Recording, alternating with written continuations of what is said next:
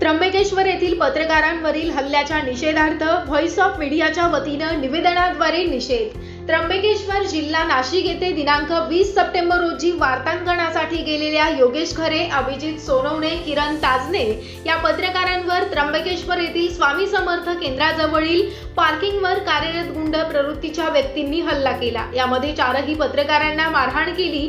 यामध्ये किरण ताजने हे गंभीर जखमी असून त्यांच्यावर खासगी रुग्णालयात उपचार सुरू आहेत।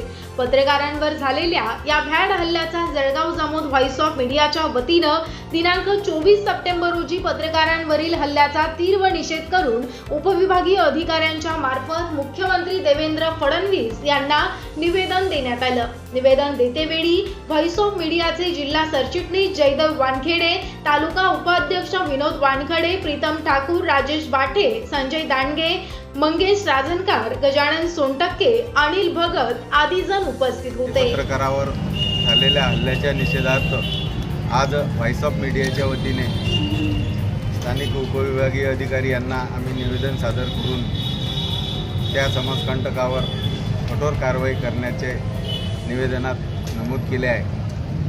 अशा भ्याड हल्ल्याचा व्हॉइस ऑफ मीडियाच्या वतीने आम्ही निषेध व्यक्त करतो आणि यापुढे अशा घटना झाल्यास पत्रकारांच्या वतीने सुद्धा आंदोलने केले जातील असे जाहीर करतो।